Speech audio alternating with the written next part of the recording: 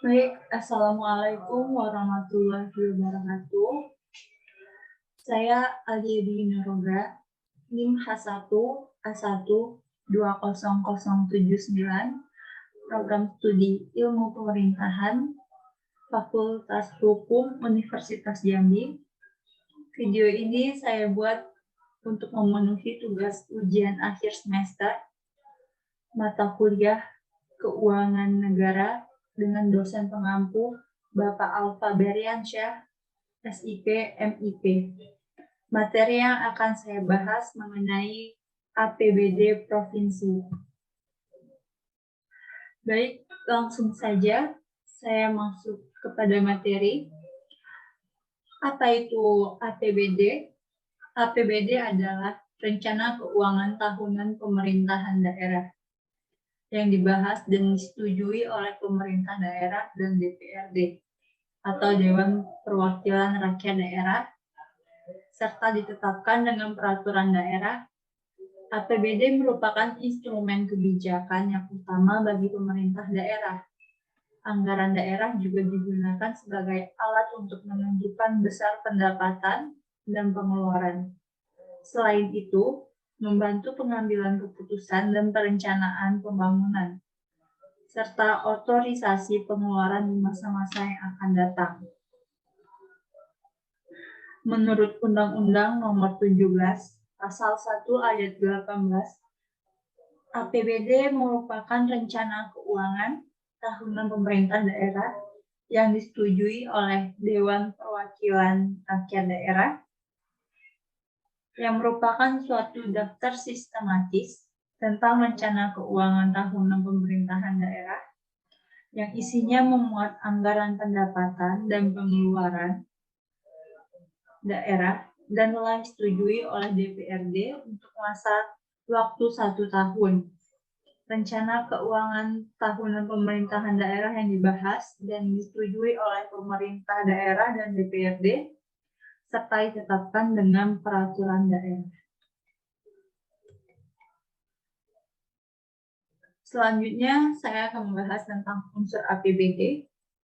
Apa saja unsur-unsur di dalam APBD? Ada beberapa unsur. Yang pertama, ada rencana kegiatan suatu daerah beserta uraiannya secara rinci. Unsur yang selanjutnya, adanya sumber penerimaan yang merupakan target minimal untuk menutupi biaya terkait aktivitas tersebut. Selanjutnya, adanya biaya yang merupakan batas maksimal pengeluaran yang akan dilaksanakan. Selanjutnya, ada jenis kegiatan dan proyek yang dituangkan dalam bentuk angka dan periode anggaran yang biasanya 1 tahun. Selanjutnya, apa saja jenis-jenis APBD? Di sini ada 4 jenis APBD. Yang pertama, pendapatan asli daerah atau PAD. Ada dana bagi hasil, dana alokasi umum, dan dana alokasi khusus. Sumber pendapatan maupun juga penerimaan daerah berdasarkan Undang-Undang Nomor 32 Tahun 2004, Pasal 157.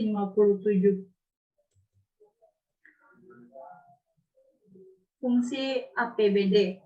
Yang pertama, membantu pemerintah daerah mencapai tujuan fiskal.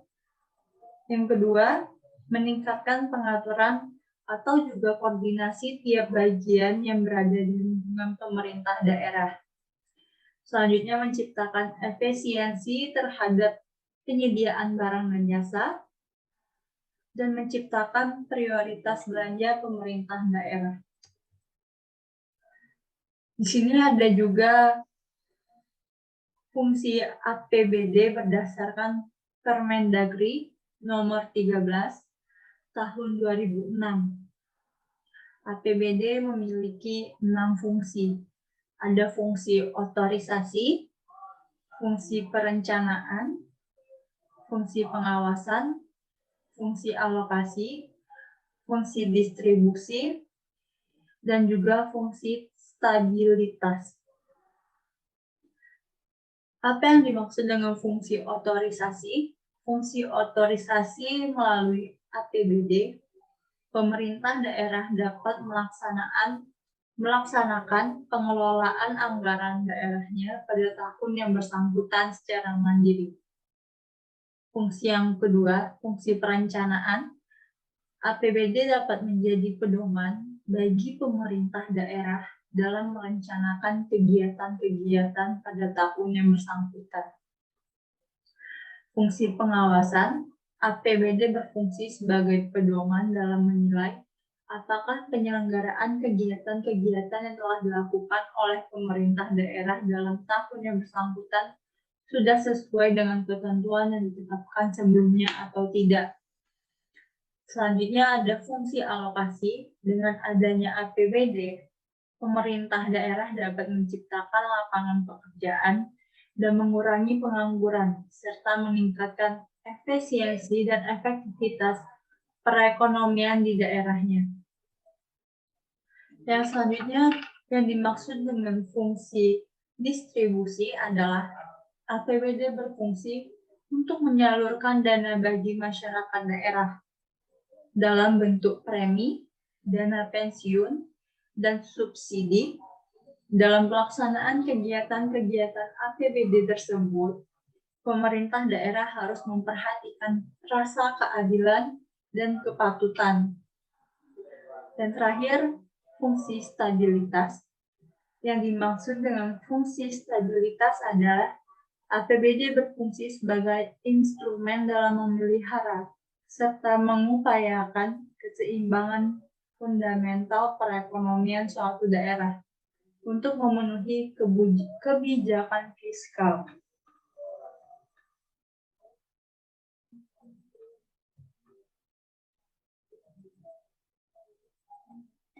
Ada yang selanjutnya ada tujuan APBD. APBD memiliki 5 tujuan. Yang pertama, membantu pemerintah daerah dalam menjalankan kebijakan fiskal. Yang kedua, menciptakan efisiensi dan keadilan dalam penyediaan barang dan jasa. Selanjutnya, menentukan prioritas belanja pemerintah daerah. Tujuan yang keempat, sebagai pedoman pendapatan dan pengeluaran belanja pemerintah daerah.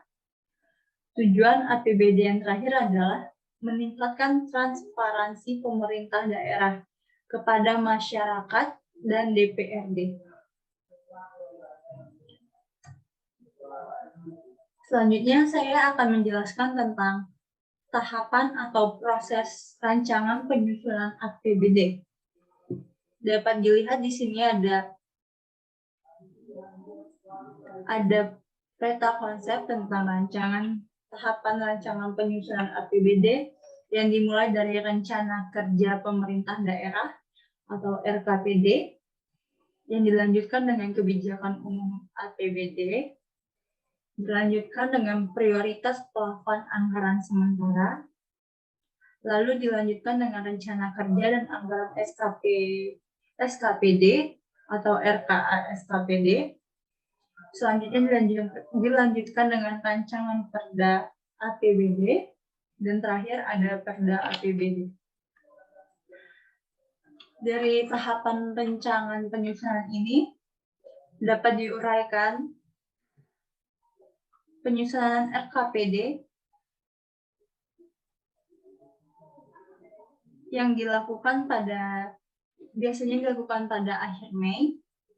Selanjutnya dilanjutkan dengan penyampaian KUA dan PPAS oleh Ketua TAPD kepada Kepala Daerah. Biasanya dilakukan pada minggu pertama bulan Juni. Dilanjutkan dengan penyampaian KUA oleh Kepala Daerah kepada DPRD. Biasanya dilakukan pada minggu kedua dan ketiga bulan Juni. Tahapan selanjutnya, KUA dan PPAS disepakati oleh Kepala Daerah dan DPRD. Ini biasanya dilakukan pada minggu keempat bulan Juli. Selanjutnya dilanjutkan dengan surat edaran kepada perihal pedoman RKA SKPD daerah biasanya dilakukan pada minggu pertama bulan Agustus. Tahapan selanjutnya dilanjutkan dengan penyusunan dan pembahasan RKA SKPD dan RKA PPKD serta penyusunan rancangan APBD. Biasanya dilakukan pada awal Agustus sampai dengan akhir September. Tahapan penyusunan selanjutnya, penyampaian rancangan APBD kepada DPRD yang dilakukan pada minggu pertama bulan Oktober, dilanjutkan dengan pengambilan persetujuan bersama DPRD dan kepala daerah. Biasanya dilakukan maksimal 1 bulan sebelum tahun anggaran bersangkutan. Selanjutnya ada hasil evaluasi rancangan APBD pada 15 hari kerja atau pada bulan Desember. Selanjutnya ada penetapan Perda APBD dan Perkada penjabaran APBD sesuai hasil evaluasi. Paling lambat dilakukan pada akhir Desember atau sekitar akhir bulan tanggal 31 Desember.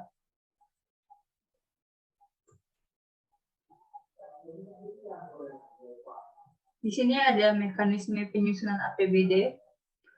Pada tahap pertama, dalam tahap ini pemerintah daerah merancang dan mengajukan rancangan APBD atau RAPBD lengkap dengan penjelasan dan dokumen-dokumen pendukung. RAPBD ini biasanya berlangsung pada minggu pertama bulan Oktober pada tahun sebelum penetapan anggaran. Pada tahap kedua, DPRD akan meninjau dan membahas RAPBD bersama dengan pemerintah daerah, kemudian akan memutuskan apakah DPRD menyetujui atau tidak menyetujui RAPBD yang telah dibuat oleh pemerintah daerah tersebut. Keputusan DPRD ini harus diambil selambat-lambatnya 1 bulan sebelum tahun anggaran yang berkaitan dilaksanakan. Bila DPRD menyetujui RAPBD yang sudah disusun oleh pemerintah daerah, RAPBD ini akan ditetapkan sebagai APBD melalui peraturan daerah.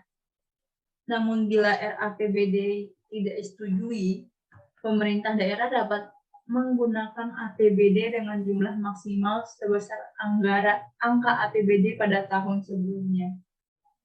Dalam tahap terakhir, APBD yang telah ditetapkan melalui peraturan daerah akan dituangkan dalam keputusan gubernur atau wali kota, bupati yang berisi mengenai penjelasan lebih detail mengenai ketentuan pelaksanaannya.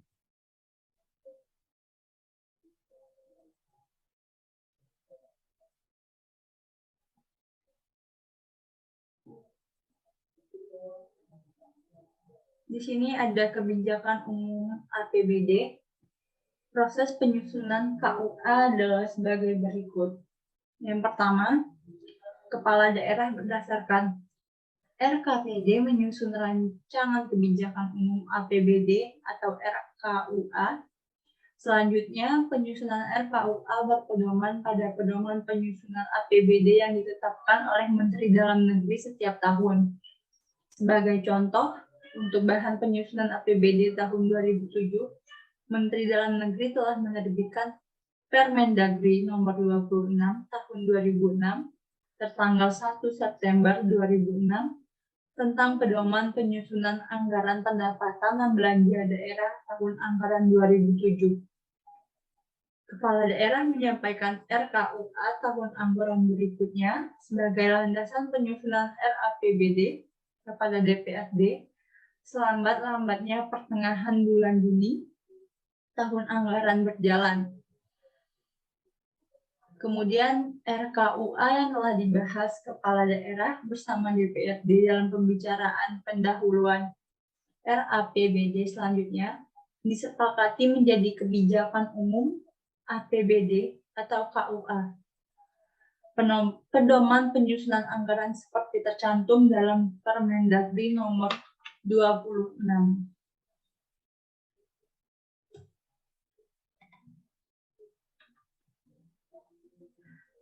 Di sini dijelaskan tentang penetapan APBD. Proses penetapan APBD yang pertama, penyampaian dan pembahasan Raperda tentang APBD, kemudian dilanjutkan dengan evaluasi Raperda tentang APBD dan rancangan peraturan kepala daerah tentang penjabaran APBD. Kemudian dilakukan penetapan Perda tentang APBD dan peraturan kepala daerah tentang penjabaran APBD.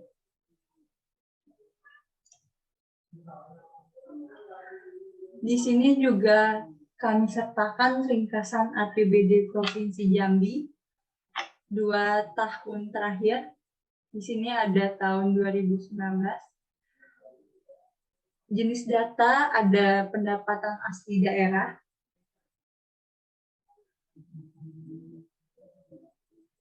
pendapatan asli daerah ini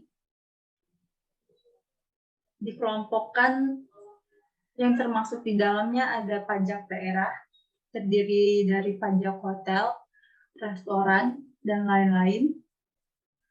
Ada retribusi daerah, ada hasil pengelolaan kekayaan yang dimiliki daerah, dan PAD lainnya yang sah berasal dari lain-lain milik pemerintahan daerah. Yang dimaksud dengan pendapatan asli daerah ini merupakan pajak-pajak yang merupakan milik pemerintahan daerah.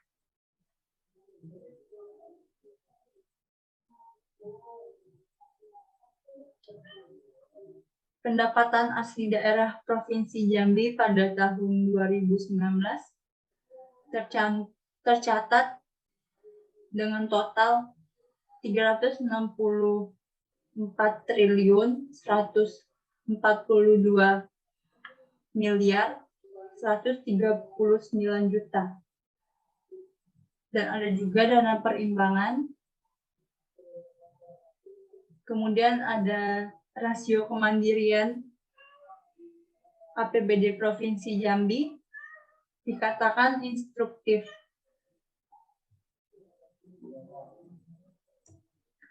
Kemudian ada ringkasan APBD Provinsi Jambi tahun 2020 dengan pendapatan asli daerah yang lebih meningkat dari tahun sebelumnya dan rasio kemandiriannya juga meningkat menjadi partisipatif pada tahun 2020.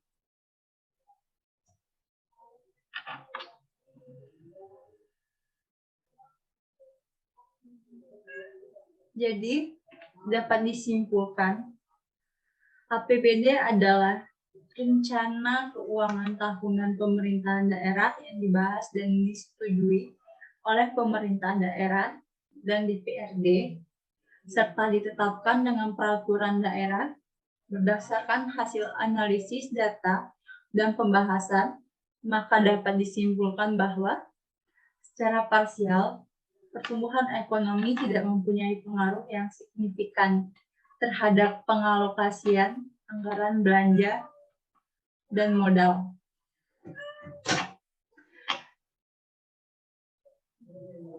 Secara parsial, pendapatan asli daerah PAD tidak mempunyai pengaruh yang signifikan terhadap pengalokasian anggaran belanja modal. Dan secara statistik, variabel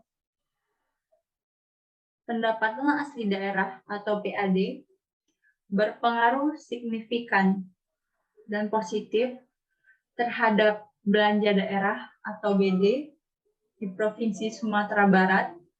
Hal ini berarti semakin tinggi pendapatan asli daerah yang dihasilkan oleh pemerintah daerah, semakin besar alokasi dana yang digunakan pada anggaran belanja daerah, kabupaten atau kota di Provinsi Jambi.